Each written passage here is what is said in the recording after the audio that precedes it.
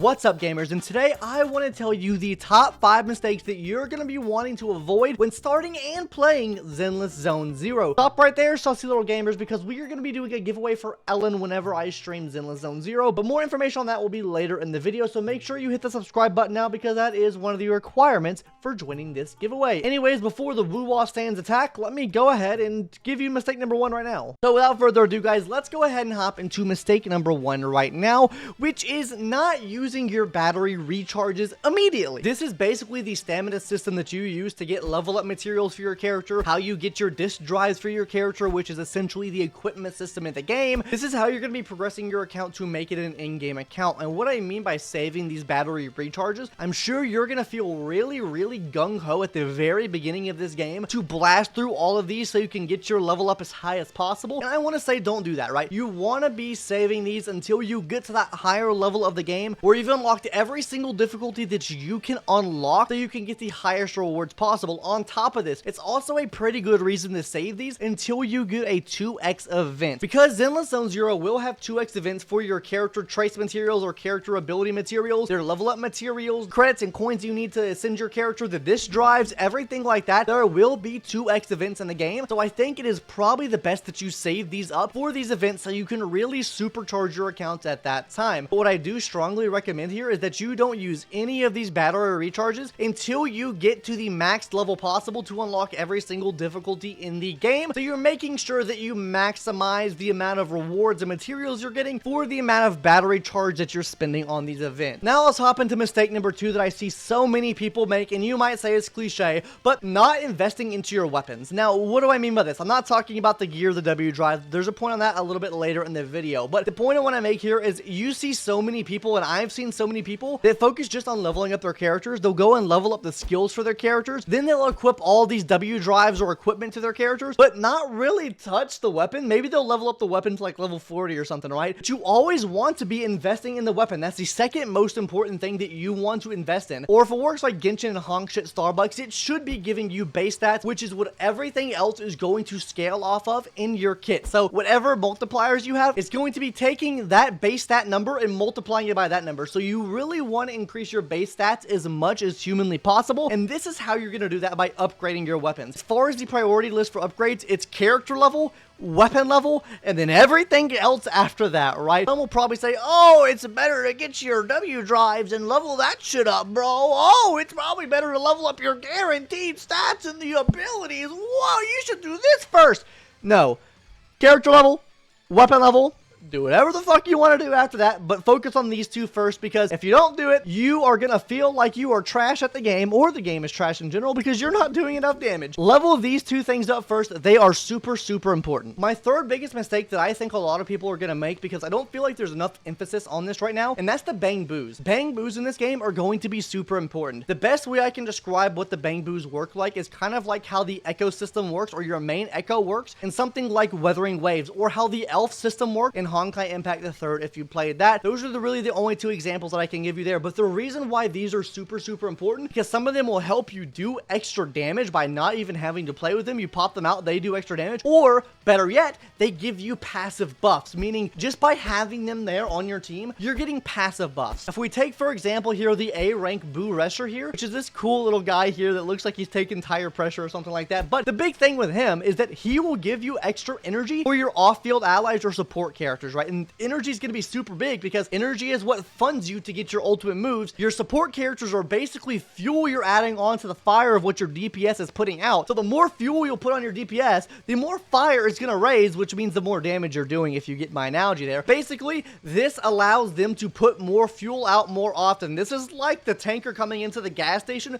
coming to refill the pumps, okay? You are refueling your support's pumps by putting a Bangboo like this on your team, and this is not the only Bangboo that does this, because there are so many Bangboos in the game, considering we even get a guaranteed 5-star one, which maybe we'll make a video on what the best ones are in the future, or a tier list for Bangboos in the future. You can get these completely free to play, so make sure you're taking use of Bangboos. You get so many pulls for them. Make sure you're using them on your team and using them effectively. Look and read what these Bangboos do, because you might have one that you're not using right now that could be absolutely essential to making your team work better, or correctly, I guess you could say. And I really wish that more people will talk about the Bangboos because everyone really talks about disk drives, levels, this, that. But I really don't think Bangboos have enough light shed on them for how good they can actually be for your account and making sure that you're taking use of them, right? With that being said, let's go and hop into mistake number 4 right now, which is misusing your premium currency and using your summons and stuff like that on the wrong banners, right? Whenever you get premium currency or a polychrome in this game, you want to make sure you're using it on the limited banners. Do not waste your summons on the standard banner. You get a guaranteed character after 300 pulls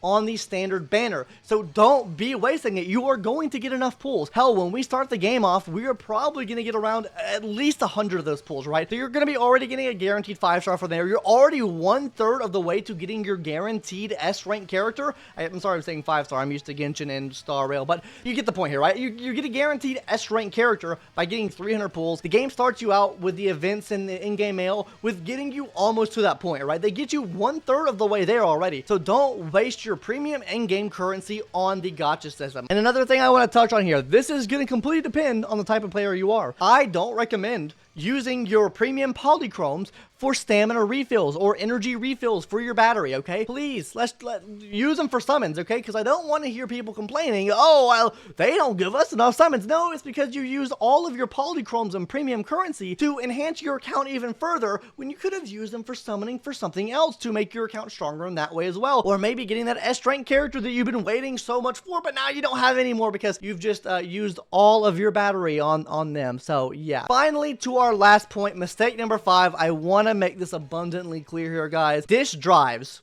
This is the equipment system in the game. A lot of people are going to burn themselves out on this system. Why? Because it's equipment, there's RNG, it's gacha, people love gacha, people love RNG, and they want the best equipment for their characters so they can show it off to their friends and be like, look at my current rate, current damage, speed, attack rolls, and I got my perfect relic set here. Okay, don't farm for this, guys. Unless you're at the point in the game where you can farm max rarity disk drives, do not worry about substats at all. Just forego the substats completely, right? What you want to be focusing on is getting the main stats you need for the character. You don't even need the sets, right? I wouldn't even recommend farming if the only thing you can get is the 4 stars. So you want to make sure your focus when looking at disk drives, for 4 stars in particular, is firstly getting the correct main stat to put on your characters. After that, then you can maybe focus on substats when you unlock the max rarity. Not before that. Please God, you're going to waste your materials. And something else I want to note here is I feel like a lot of people will full send these pieces.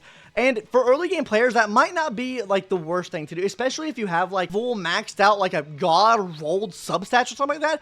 I don't think that that could be the worst case scenario because honestly, up until about 3 months ago, I was still using some purple pieces in HSR for some of my gear that I just couldn't get the right rolls for. But overall, you don't want to be heavily investing into this. Maybe upgrade these 1/4 of their max level and just call it a day there. That's generally the rule of thumb. You are going to be able to beat all the content in the game as long as you just have the main stats. Substats do not matter at all here. And these are some mistakes that I see people making in a lot of different gacha games, especially Yo-Yo-Verse games. So I hope you learned something in today's video. I hope that I saved you from a couple mistakes that you might have made when starting Zenless Zone Zero, gamers. This video will be coming out before ZZZ's release, but guys, enjoy your time playing ZZZ. Make sure you have the best time possible. If you want to see more ZZZ content, please subscribe to the channel. We do HSR and ZZZ here, and maybe other gacha games in the future. If I need to make a second channel for this stuff, then I'll let you guys know about that. Also, one other thing I feel like I should mention, we're doing an Ellen giveaway for ZZZ. So if you want Ellen for free on your account, completely paid by for me, or wait, completely paid for by me, then hit that subscribe button and join the Discord.